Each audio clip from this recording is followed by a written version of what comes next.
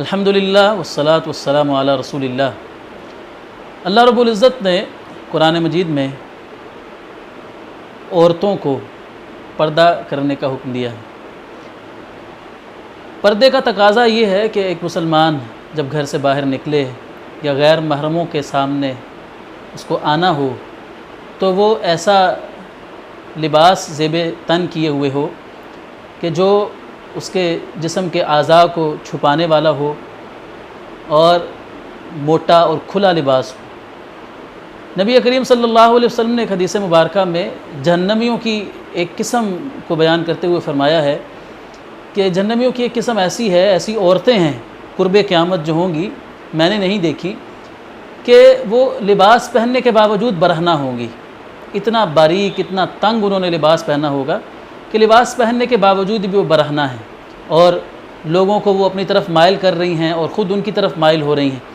آپ نے فرمایا کہ ایسی عورتیں جنت میں داخل ہونا تو دور کی بات ہے، ان کو جنت کی خوشبو بھی نہیں آئے گی، حالانکہ جنت کی خوشبو جو ہے وہ تو بڑی دور دور کی مسافت سے آتی ہوگی، لیکن یہ بدبخت عورتیں جنت کی خوشبو سے بھی محروم رہیں گی۔ عزیز ناظرین کرام، آج کے جس دور سے ہم گزر رہے ہیں، عورت مسلمان معاشرے میں اس کا لباس ویسا لباس نہیں رہا جو اسلام اس سے تقاضا کرتا ہے۔ میں سمجھتا ہوں کہ عورتوں کی اس بے پردگی میں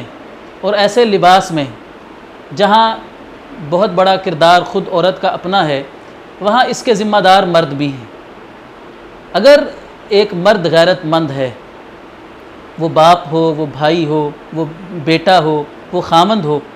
اگر وہ غیرت مند ہے تو وہ اپنی ماں، بہن، بیٹی، بیوی ان کے لباس کے بارے میں بڑا فکر مند ہوتا ہے اور ایسا لباس اپنی گھر کی خاتون کو پہننے نہیں دیتا جو شریعت کے تقاضوں کو پورا کرنے والا نہیں ہوتا۔ اردو کے ایک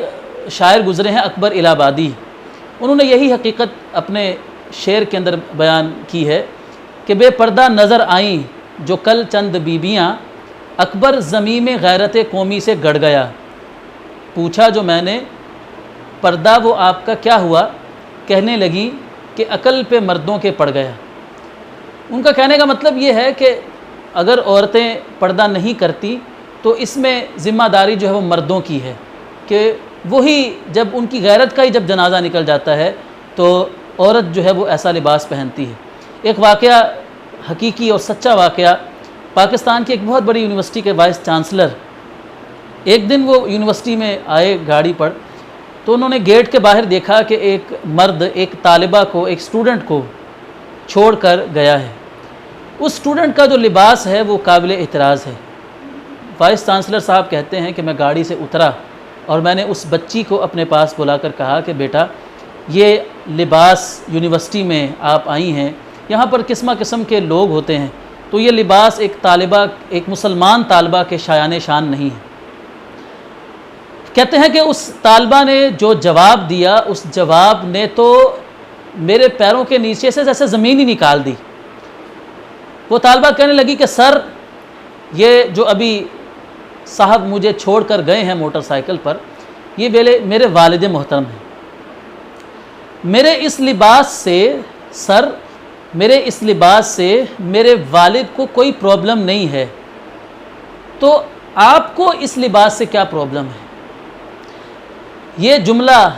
یہ ہمیں بتا رہا ہے کہ آج جو ہماری عورتیں مسلمان معاشرے میں جو لباس پہن رہی ہیں، باریک اور تنگ لباس، تو اس کا ذمہ دار گھر کا باپ ہے، گھر کا مرد، اس کا خامد، عورت کا بھائی، وہ ذمہ دار ہے کہ وہ اپنی ماں، اپنی بہن، اپنی بیٹی، اپنی بیوی کے لباس کے بارے میں وہ کیوں نہیں دیکھتا ہے کہ میری بہن، میری بیوی، میری بیٹی وہ باہر جاتے ہوئے کیسا لباس پہن کر جاتی ہے۔ تو کہتے ہیں کہ غیرت مند باپ کو اگر دیکھنا ہو، غیرت مند بھائی کو دیکھنا ہو، غیرت مند بیٹی کا اگر اندازہ لگانا ہو تو اس گھر کی عورت کو دیکھ کر اندازہ لگ جاتا ہے کہ اگر ایک گھر کی عورت بے پردہ ہے تو اس سے یہ اندازہ لگانا مشکل نہیں کہ